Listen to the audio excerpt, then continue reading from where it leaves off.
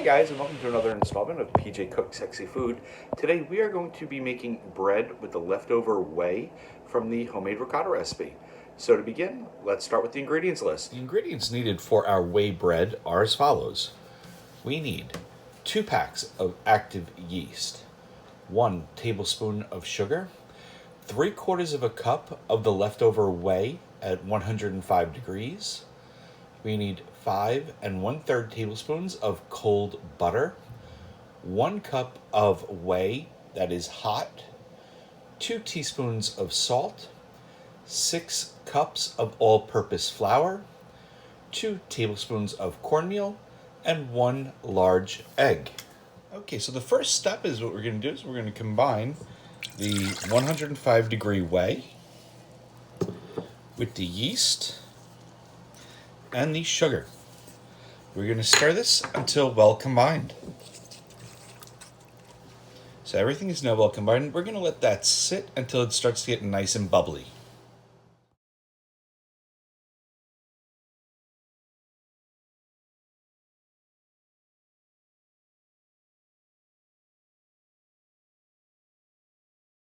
So it's been a couple of minutes. We've been letting the yeast proof, and you can see how foamy and thick and bubbly this has gotten. This is exactly where we want. We have our remaining cup of whey, which is hot, just under the boiling point, and we are going to add in the butter. I'm going to stir this in, and we want to get it to the point where the butter melts.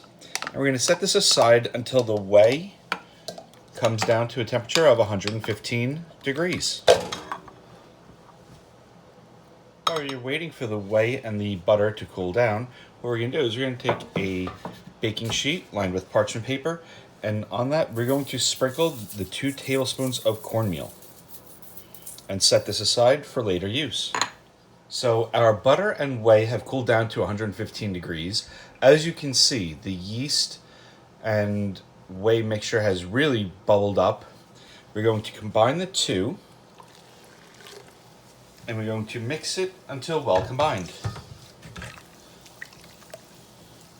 Once combined, we are now going to transfer this to our stand mixer. Now with the bowl on our stand mixer, and we have equipped it with the dough hook, we are going to start to incorporate the flour, 1 cup at a time, on a medium speed, on a low speed to start, and then we will increase it to medium after after each addition, and just until the dough starts to pull away from the sides of the bowl. It does a good job of incorporating the flour into the liquid. Every so often you want to go in and just scrape down the sides because it does not catch all areas of the bowl. By doing this, it'll ensure that you have no pockets of flour that do not get incorporated fully.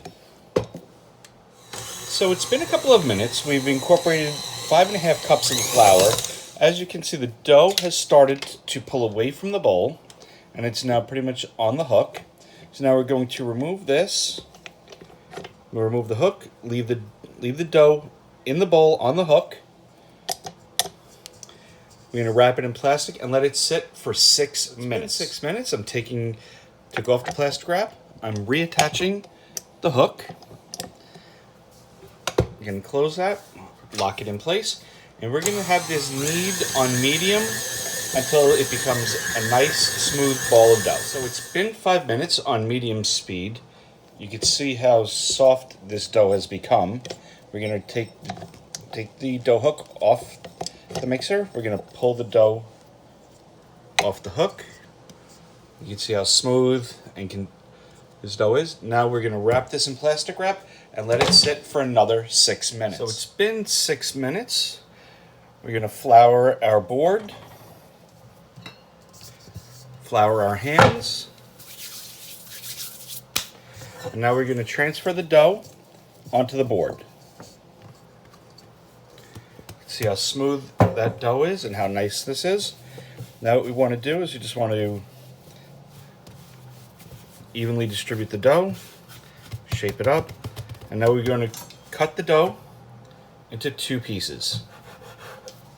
Working 1 piece at a time, we're going to take the dough, we're going to flatten it out to a 12 by 8 inch rectangle.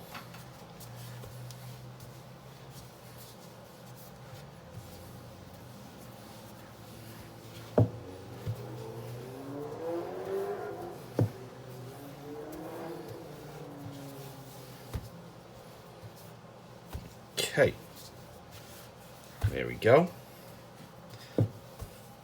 We have our 12 by 8 inch rectangle. Starting on the edge of the 12 inch, we're going to tightly roll the dough onto itself. Pushing under with our thumb as we go.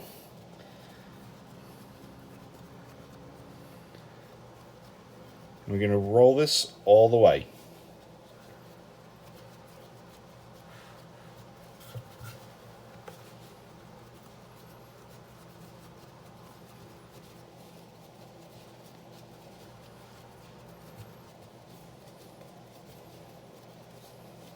Once we have the dough all rolled up, we're going to pinch the seams together. Pinch and tuck under, pinch and tuck under, pinch and tuck under. All the way across. Then we are going to take our ends and we're going to fold them under onto themselves and pinch and tuck, pinch and tuck. And do the same with the other end. Pinching and tucking. Going to roll the dough gently on the board. Now we should have a nice loaf.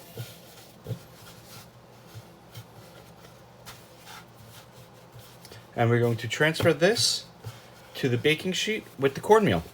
And we're going to do it again with the other loaf. As you can see, we went ahead and formed the second loaf.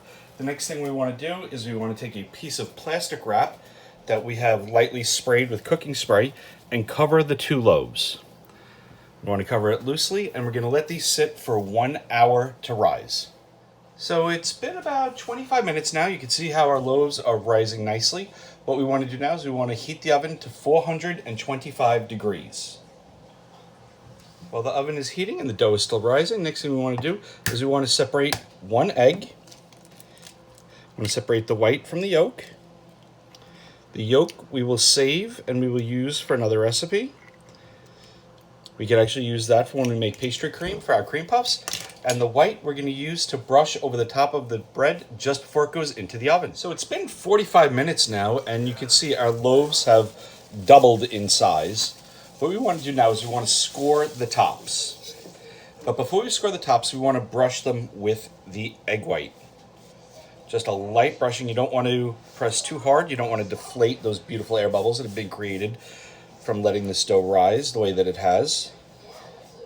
And by brushing it with the egg white, what we're going to do is it's going to create a beautiful golden crust. So I'm going to continue brushing, and then we'll be back in a moment to show you what I mean by slicing the tops. So I went ahead and I brushed the tops. Now what we can do is we could do a slice right up the middle of the loaf. And that will create a beautiful split when it bakes. Or you could take your knife on an angle and do a couple of slits along the top. This way we will have two distinctive looks to our loaves that we're about to bake. So what we're going to do is we're going to put these loaves in the 425 degree oven for about 30 to 40 minutes until the internal temperature reads 190 degrees. So it's been about 25 minutes actually. The bread, as you can see, is beautifully golden on top. Let's go ahead and take its temperature. We want it to be around 190 degrees. Right now we are at 199. We're a little over where we wanted to be, but that's okay. Now we're going to remove these from the pan, put them on a cooling rack, and we have to let them cool till completely chilled. That's going to take at least 2 hours.